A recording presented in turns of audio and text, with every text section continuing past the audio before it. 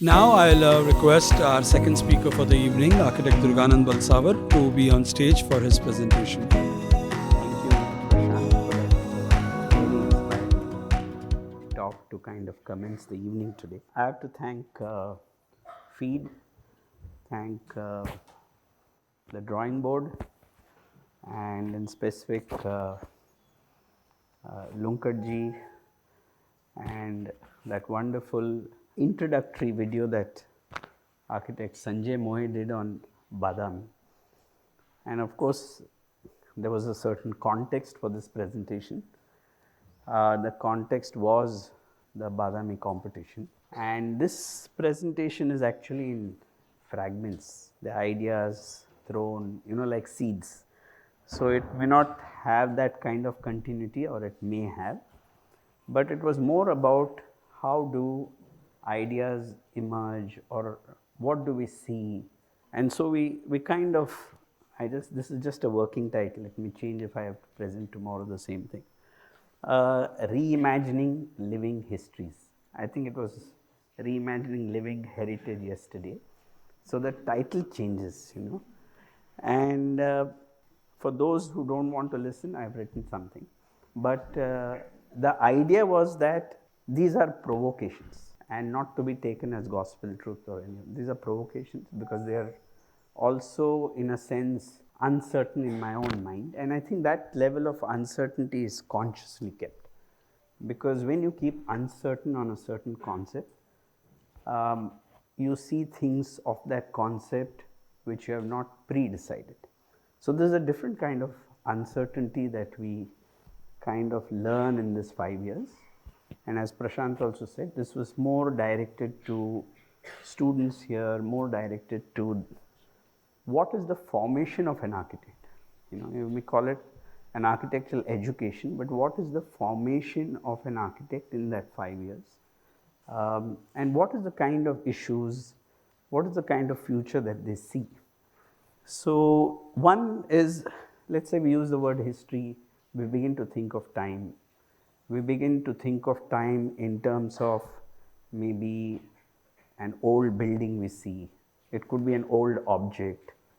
It could also be a festival which someone says began 3,000 years ago. So that's more intangible. But these are the facts that, in a sense, lead back to Prashant's also, the fact that there is a continuum. We cannot escape that continuum. I may have called it time, but we cannot escape that continuum. And at the same time, we're in the midst of change.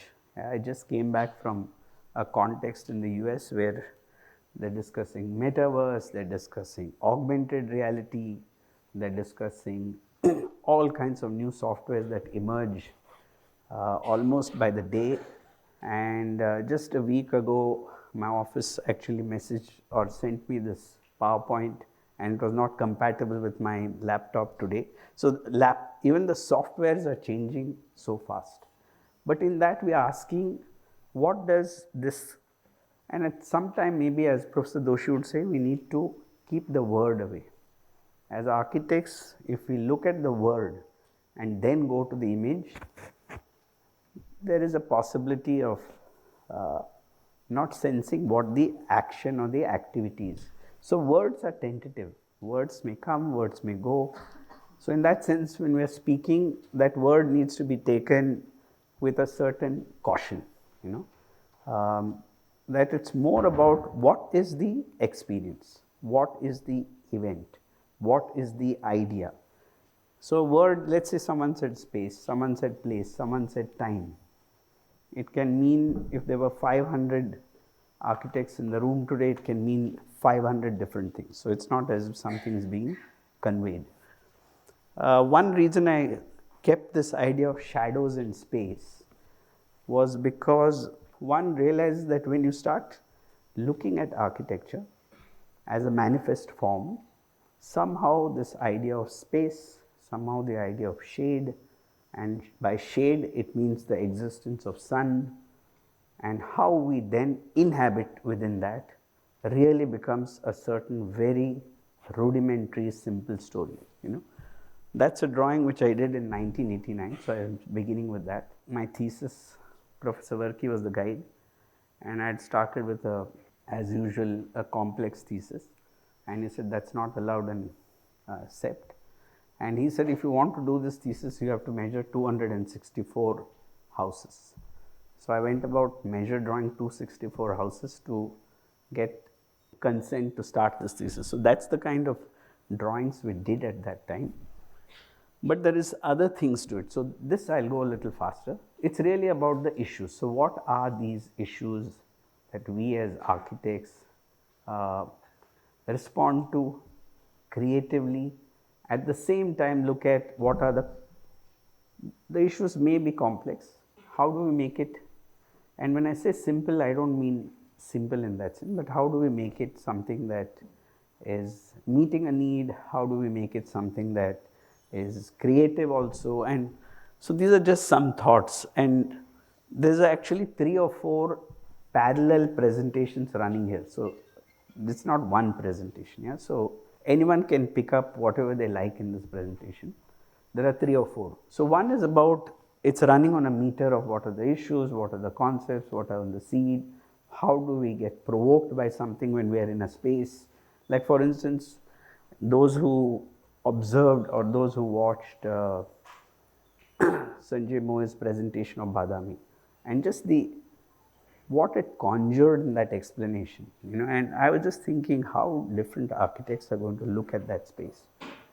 And as Prashant Pole said, it is a simple space. It's relatively simple, but actually quite complex in terms of if one really tries to look at what does it contain, why did it begin with a void like water, how did they evolve a fort without constructing a fort, and how did they begin a notion of architecture which was not to build but to excavate. Now if you're doing a cave temple or you're excavating, you're actually thinking completely reverse from the act of building. So I quickly come to this idea of volume 0 that Louis Kahn spoke about. And on the right is this, what we do in our offices, we often randomly travel to any village, anywhere. There's a bad habit that started in SET, but we just get into maybe a train or something, just land up somewhere, we don't know our destination, and then start looking at places around that. So it may not be purposeful, but when we start going into these remote areas, this is a small town outside Trichy, abandoned mostly, and keep that against, these are randomly kept against what Kahn was talking about. Kahn would say, okay, if you have a book, it has volume 1, volume 2, volume 8. But what interests me is volume 0. Now what he meant by volume 0 is, can I go to the beginning of that idea to see what was its essence before all the explanation that comes about what that. So because if one touches the root of that essence, Kahn believed that that's the source of inspiration to begin a design or begin to understand an issue. So we come to the simple dwelling here. If we look at a dwelling at face value, very simple, especially in the villages and towns. There is a room, there may be a forecourt, and there may be a semi-open space, there may be a tree. So at a face value, it's very simple, a rudimentary block, and Joseph Rickert has written an amazing book on this. It's called Adam's House in Paradise, of course in the European context, and then followed it with a book called The Idea of a Town. And if you get the time, it's worth delving into that book, these 2 books, because they talk about a certain beginning. They talk about when you're beginning something, how do you work with uncertainty, doubt, and how do you actually not get afraid with it but allow it to emerge so that you see multiple possibilities and directions of an idea. So that came more in terms of how does it reflect, because what happens is one other wonderful parameter that Professor Varki had given us when we were in the 2nd and 3rd year was every time you use a word for an architect, imagine a space or a material simultaneously. So you don't use a word and say, I'm doing this, I'm doing that, because if you start imagining a space, ideally a space you visited, or imagine a shadow, imagine a light. For every word, you say space, you say this, you say that, any word, you begin that. What starts happening is you actually start conjuring it in terms of inhabitation. You're not conjuring it in terms of words and then trying to build an architecture that fits into the word. So these were the semi-open spaces we were seeing, and you see that it's really ephemeral, it's porous, but what it does is it generates a kind of life there. You have the community, you have the elderly. It's dealing with issues of how do the elderly relate with the next generation. It's dealing with the issues of very high safety on those streets, community, the outsider, the visitor. So what looked like a simple semi-open, you may call it Otla, you may call it Tinne in South India, starts generating a way of human existence which was born maybe 3 or 4,000 years ago. And that is what I call living history. For instance, we've accepted and we are sitting in an auditorium like this. But if we go to Nalanda, Taxila, Delphi, 3,000, 5,000 years ago, imagine the architect or the community at that time. There was no amphitheater before that. Can you imagine they have to decide how does a speaker stand, how does someone sit, and how does the formation of an auditorium happen?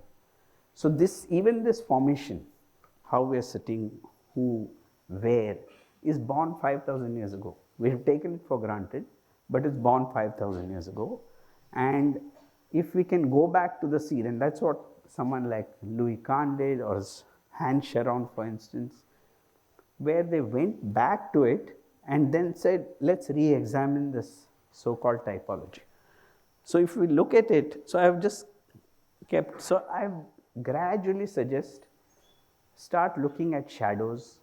These shadows are as old as the sun. So if you see the shadow, it's as old as the sun. It's not a shadow of today. But if we begin to see the shadow, if we begin to see semi-open space, if we begin to see which is a room, we see the size of a window, all appear simple, but begin to see hidden patterns in them. At one level, we begin to see what are these continuity memories which made life on this planet more sustainable. And I think the drawing board has one of its objectives to look at the sustainable development goals. And I think today architects have no choice but to look at sustainability genuinely, not from a rating, or I'm not against the rating, but I think look at something genuinely in terms of what is the temperature, how do we all sit, do we feel warm when we have sat in this space, do we feel, and I think those are questions that come up, So these are simple principles, and I'll run a little fast. Then there are some random elements that came in on their own, and you see how a wall disappears, becomes a jali. Now these are all the real words for an architecture, and instead of a language that is spoken like this, if we can as students begin to see what are these words, what are these elements, how are they composing themselves, what are they doing, how are they then generating the way in which we inhabit, and begin with the self, begin with the self, because anyway all of us think differently. That if I entered a space, I ask myself, what do I experience when I've entered the space? Then the next you ask yourself, if I entered the space, what is the dimension of this hall? You won't believe, even when Professor Doshi was 91 and 92, he himself was an eternal student. So he would assume I'm still 17-year-old and a student. To a point where if we are walking, he will suddenly ask me, Durganand, now you tell me what is the dimension of this cave in Mahabalipuram. And he has a dimension in his mind. If by mistake I say a dimension which was not in his mind, he would get highly upset. Now, that's the level of commitment that I saw, So I had to be very careful in judging that dimension. Most often it was right, thankfully, so we remain close to one another. Otherwise, it is that kind of, and it is not about testing, it is about saying, as an architect, in the formation of an architect, how do we begin to imbibe that sense of living on a planet like this? That was the level of his question. This is the C from one of my site. I just put it there just to say it's probably better than anything else I can construct. And the fact that nature, history, Professor Varkey would say if there are two teachers, nature and history. These are the real two teachers for an architecture school. And the rest is all generating an enabling environment to debate, to discuss, but not finalize an idea. And that's why I put this. These are just two quick projects, so you know that I also build. And so that's a monastery. That was my first project. It's in Bangalore and Bangalore East. So that was my first project that I did with a central courtyard. And that's a home for a pilot which recently got demolished because they want to build a high rise on that site. But these were the kind of projects which we've been doing. So one comes back to this question that Louis Kahn raised, what is volume 0? How do I see the essence, the seed, or the beginning of something? Because in the beginning sit the idea of time. So this is an image of a Jain mendicant, and I think Gandhiji in a certain way represented it with all its controversies on how simple can one live. And this is a question being asked not in a moralistic way or not in a religious way. This is just being asked because we are very much aware climate change is there. This is also not being said in a way as if, this is the date when the world will end, and we are not getting into those kind of stories, though that is an existential fear which has come up in everyone's mind. But this is about asking, how does one relate in a simple manner, yet responding to all the needs of that function: social, climate, context, topography, material, the craft that is making it. And I think that is the most exciting challenge for an architect. So I come back to Modera. Now actually in this there's another decode for those who can catch it or not. Most of what I'm discussing are linked to a Badami site, but it gets displaced in not discussing it in the context of the Badami site. So what is the notion of water? Why should the center of a town be a void with water? Can we imagine why? Because today if we design a town, the center has to be this huge building, it has to be this. So why would someone build? Because they realize that the water is the beginning of a nomadic community. Human beings were nomadic, they kept moving. So I come to this idea in first year, why did they stop?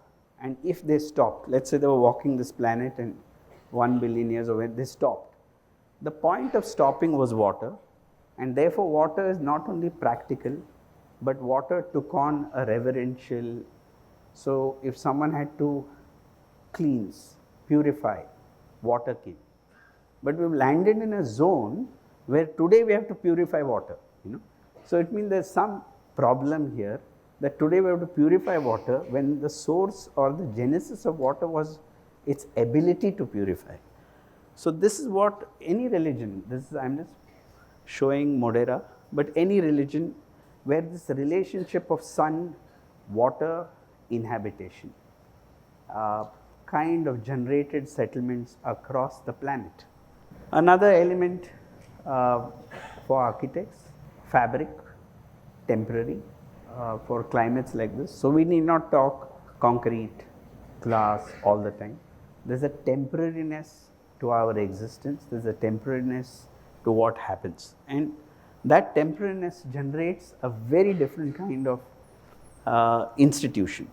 I'll go faster on this. This is about history of shadows, that if I look at shadows, what are the different kinds of shadows I see, and from that how can I. And the reason I took shadows is because in Badami, in Mahabalipuram, Ajanta Ellora, which were the beginnings of architecture in this region, it was about shadows. It was about an excavation of space which resulted in a form. But the way we learn it is building a form to capture a space, yeah, which is exactly reverse of saying let me think about excavation of space in the resultant of a form. So these are all ways in which one can look at design process. The ritualistic path which comes, again path as time. So there are these two aspects all the time, the idea of space, the idea of place, and the idea of path. So architects like Corbusier, Professor Doshi, Charles Correa, in IIM Bangalore, architect Moe is now building an extension for it. The architecture of path is as important as the architecture of place. Now, what do we mean by this? The fact that why can a corridor not be a classroom? Am I in a classroom and then only I learn, or can I learn in a corridor? Now, these are questions which change the nature of architecture, which goes to the nature of how we build our cities, its density. But the more dense you make, there is always the challenge that you need a porosity to bring in the sun and ventilation. Then some of our disaster mitigation work and community work, these are affordable housings. And when we got this kind of project, I went over to Laurie Baker and we were asked to design about 40,000 homes. And I thought it's impossible to do 40,000 homes in 2 years or 3 years in the manner in which with a contractor. And so we said, let's train all these, all the villages to kind of build their own homes. They didn't have that skill. And architect Laurie Baker was very generous in guiding us. He was bedridden and guiding us on what principles, how to look at the village. But in the end, the lessons came from the village itself. The lessons came from observing the village, their life, what objects they make, and then build a life around that. So it was not about an architect going, making a design, building, but again, like Ajanta Ellora, it was a complete reversal of what is done. So these are all, so this is how the houses grew, and the house itself could grow. Today you have to search for the house because it's completely changed, because the house grows. So these were like seeds again, fragment seeds which are placed and then grow. But the inspirations come from something very simple, something which we see. Come to the idea of stepwell. When Professor Balsavar was there, he invited us to do a measure drawing of the Patan stepwell. I believe that measure drawing that we did is probably one of the most intense measure drawings. We were living in the well for almost 10 to 11 months, living in the well to draw this whole thing. So these were the kind of drawings we made. But in living in the well, you begin to realize the act of ritual path, but also the cyclic nature of water. And you realize that something which was as simple as, today we don't know if I open the tap in my home where the water has come from, if I flush where the water has gone, we have no clue. But imagine an ancient past, and that's where Bazami inspired me, and it's wonderful that that became the topic, that we need to understand where the water comes from. We need to understand where the water goes. Not as a plumbing consultant, as an architect, because it shapes the way we are going to live, it shapes the way we are going to design our homes, and in very, very new creative ways. So if we go into, let's say, Rajasthan, where there's a paucity of water, go into Kerala, that architecture is really kind of dynamic and working in conjunction with an idea of water. And that's why water carries that kind of wisdom, water carries that kind of memory, and water, if we start following that water, I'm now doing a small, it's a series of monographs that I'm doing with, invited by architect Stephen Hall. where we are again inversing this idea and saying, what if we were to do a master plan for uncertainty? Because when we design a city and we say a master plan, there's so much certainty, when actually we don't know what will happen tomorrow. So let's say if we opened that question and said, let's do a master plan for, it's not even called a master plan, but let's do something for uncertainty, then how will that unfold? Yeah, so the latest 3-4 issues of Domus are carrying this set of dilemmas, dialogues, discussions, because we have landed now in a zone of uncertainty. We can blame industrial revolution, we can blame X, Y, Z. I don't think we're interested in that. We're really interested in looking at what's the root cause and how can we make sense of the world around us, creatively, creatively. I'll go faster on all this. Terrain, drainage. So if we start looking at Badami, look at Aihole, look at Pattadakal, which I think was somewhere seminal to Professor Varki. It would come in every discussion in the 4th year and final year studio. More to understand it as a system of hidden terrains. So everything is not visible. There are something could be a ritualistic path, something could be a trade route, something could be watching how the rain kind of fell down from those large rocks and came down, and then you make an artificial lake with it to become sustainable. How does the settlement develop? Each has a logic. It looks accidental, but each has a logic. And if that becomes a game to decipher where this logic came, we just now, the other day, met one of the inspirers for SimCity, and that is Frank Gehry's sister, was one of the early inspirers for SimCity, because she was doing this, analyzing terrain, analyzing cities, analyzing. So we are really looking at how these spaces grow. We are looking at why should everything be a room? Can it be porous? Another question I put to first year students is, we see these grand paintings of kings. There was a painting of His Highness from Odyar. Have you seen a king wearing only a dhoti like Gandhiji and standing? No. We see a king in all these paintings draped even more than what, my jacket, there is more, and there was no fan and no AC at that time. So if there was no fan and no AC at that time, and yet one could have drapery of that much layering, it means that the architecture there was able to generate a very low energy footprint. And if it was, without denying it, didn't have to be a banal architecture, it didn't have to be, it was still an architecture that celebrated while having a very low energy footprint. Because today what happens is, the minute we get into energy footprint, most often we say then good architecture is not possible. And when someone is looking at good architecture, it's too expensive. I think if we re-examine these examples and re-examine the elements, of course they're ambiguous. They're ambiguous in the sense that they may not give, they're not interested, they may not give a clear suggestion on what that is. A window can become a part balcony, it can become a seat, so it has multiple layered functions and needs. And it changes. If I go down to South India, it changes.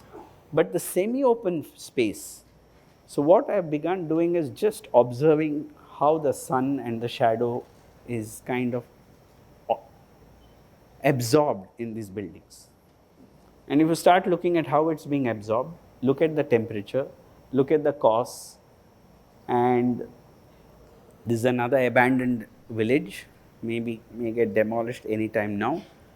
But if you start decoding these abandoned villages, they have many, many lessons for us in terms of path, in terms of privacy, in terms of scale.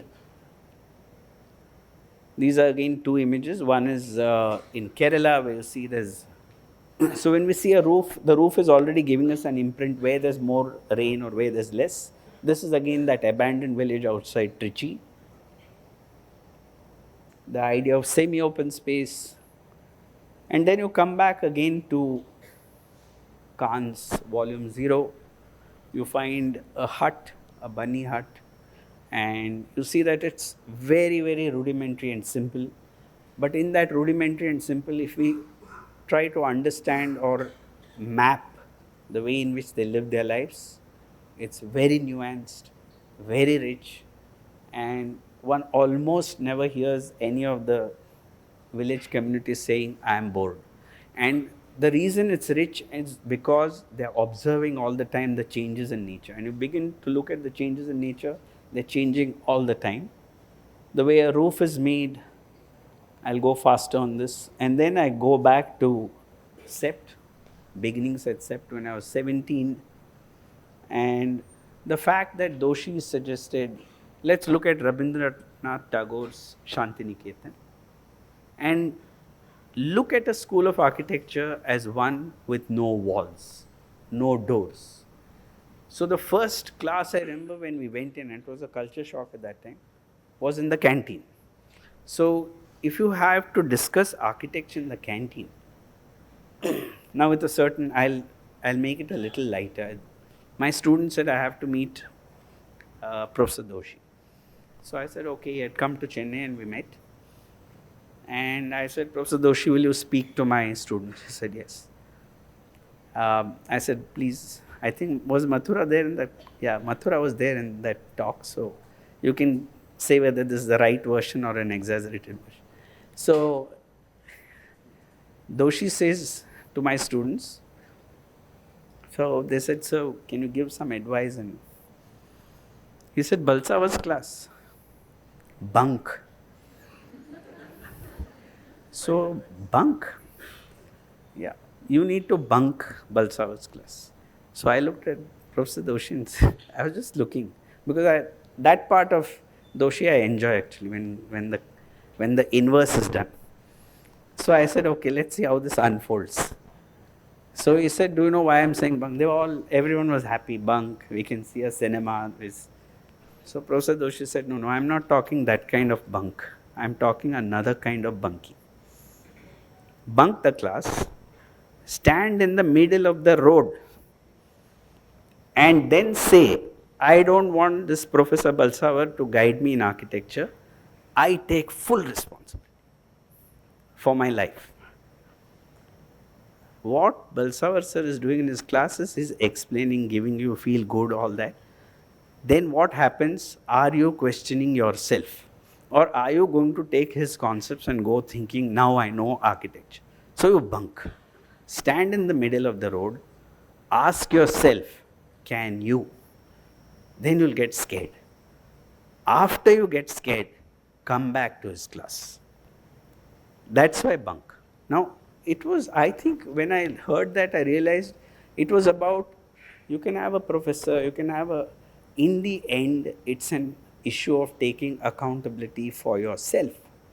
And that was the meaning of bunking, that you go and stand there in the middle of a road. Others were saying faculty was not okay, lights were not working, school was not okay, the room, were all the time transferring a certain responsibility.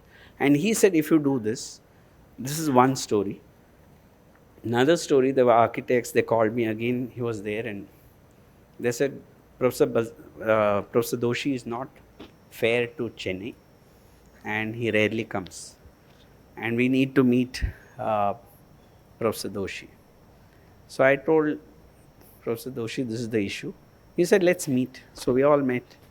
And we met in a garden.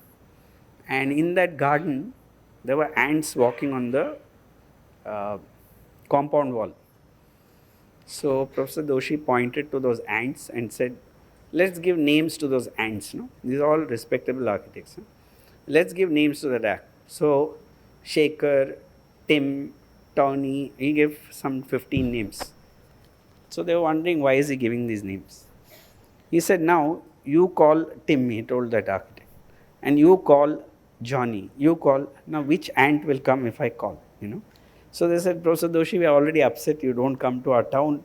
On top of that, you are now mocking like this, we are getting very upset. He said, no, you asked me why I am not coming to the town, I am just trying to explain. So he said, what I am saying, now you want they're not architects, but you want those ants on your table. So how do you get them? If I call them, you said they don't come. Then he called the person there. He said, Diwali had just happened. He said, get some lovely jalebis, sweets, everything, and just spray it on this table and leave. It was a stone table. All the ants were there in the next second. So he said, this is the way you get architects to come to your college. Where is the sugar? So if you call an architect, so these are all, it may look non-architectural, but I'll tell you, when you're with these, let's say Professor Doshi comes, he says, Durgan, let's go to Kanchipuram, we reach. Then you, because we are architects, we say, Doshi, look at this axis, you look at this scope, 1 minute, no? Can you see 25 varieties of banana sitting here? Let us question each variety. Now, what he's doing, and the students get perplexed in that, because we are expecting architecture means we have to come there, look at an axis, look at that gopuram. But to him, it was that generation, that when I say generation, that happening of architecture is happening as architecture as a background. It is happening because we have different needs. We like some food, we want to do something, we want to gather. So architecture doesn't become an object in itself, but architecture becomes an expression of a need or why we want to do something. Then it changes. But if I look at architecture as an object, as a building, as a form, I may forget that people inhabit my building in the end. Now, this is why when we first saw School of Architecture, these paths, the way it moves. Now, if you look at it, when we come in and to the faculty room, it's 1.5 floors or almost 2 floors. We never realize we're going up 1.5, 2 floors every day, at least 15 times. Now, if it was a staircase with the standard, it's a conventional staircase, we would feel, how do you go down and up all the time? But if you stretch it and take it there, psychologically one doesn't know one is going across levels. So now these are all smaller things. I would just put this as an exercise for whoever is interested. We had many debates on why does IIM Bangalore not reflect the structural principles of IIM Ahmedabad. Again, I think Mathura was there in that when we had a large screen in Shomitro, where we discussed with Doshi this variation of why does Kant's thinking vary from his thinking. And we had it on large screen much before the pandemic made Zoom a regular practice. This was in 2015. But when we start observing these, then we realize what is an organization of spaces, how does it change. One clue I can give you is if you see the library that Kant places, right in the center, and there's an open space. And in IIM, Doshi almost hides the library. He doesn't give it that kind of dominance. It's there, but it's not, because this is Doshi's thought process, that this is an American view that you make the library the only temple and make it dominant. Whereas if you subdue it and then make a series of spaces where people are accidentally meeting, like for instance, you will also see what Kant does is all students on one side, all faculty on one side, library in the center. Now what Professor Doshi said is, if you do that, faculty may bunk, students also may bunk. So what if you do something where the classroom and the faculty intertwine? So what will happen? You don't have to go to a faculty room. You will accidentally start walking across and meeting a faculty. You don't have to meet purposefully. So when you're walking, so these are all things one learns from a remote village. These are all things one learns from the street pattern in a town, and the idea of the diagonal. How do you walk through? How do you pass somebody without being conscious? So you can speak to somebody, So how do you really evolve an accidental without, I'll end with this, and I think one small story, if I'm allowed. Professor Doshi, we organized an exhibition of his work in Chennai, all models. And I just happened to mention to him that I knew he was very attached to his models. So I suggested to him one day that I would take all the models from Sangath. It had never happened before. And I think later it came to Pune also, and take it to Chennai. And we did it. And the last week nobody was there. In fact, the last week it was empty. I was alone in that. So I said, okay, I get to at least study the models. And on the last day when I was closing this exhibition, 9 o'clock, at the door, I see film director Mr. Maniratnam standing there. So I asked Mr. Maniratnam, he said, I'll take 2 minutes or 3 minutes. I would like to see, I heard there's Professor Doshi's exhibition, 2 or 3 minutes, and I'd like to see it. I said, sure. He took 2.5 hours, and he looked at each space. He was talking about the light, he was talking, and just observing. So at 11:30 in the night, I had texted Professor Doshi and told him that we had a grand closing ceremony. So he said, how can you have a closing ceremony without informing anybody? I said it was an accidental closing ceremony. That when we were closing it, Mr. Maniratnam came and he talked like this. So Professor Doshi said, why don't we meet? I want to listen to what he's saying about architecture. So we had a meeting with Professor Doshi and Mr. Maniratnam there. We had a meeting, and in that meeting, Mr. Maniratnam was talking and explaining something, and Professor Doshi was talking about his life, his grandparents, the stories, the rituals, Ajanta Ellora. Time passed. 6 months later, by chance, I happened to meet Mr. Maniratnam in the airport lobby.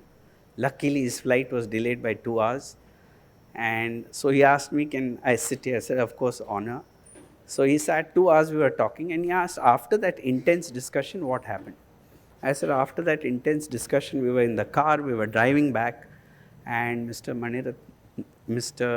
Professor Doshi said, Mr. Maniratnam is one of the best architects I have met. And when I told that to Mr. Maniratnam, he said, the way Professor Doshi was talking all these stories, he's one of the best filmmakers I have met, So I would say that story tells us what is interdisciplinary. We use the word interdisciplinary, transdisciplinary. We say, I'm a specialist in this. I think when those boundaries are broken, then this continuity with time and this particular tomorrow's day with Badami, I thought, opens these questions. So whatever we've discussed was from the competition, but without discussing the competition. You get these talk about train without talking about train, something comes, like that. So I thought maybe it's something like that, where you talk about the competition without speaking about it. I hope it has made sense. And I'm very grateful that 2 large institutions like FEED and Drawing Board have come together here, and look forward to tomorrow.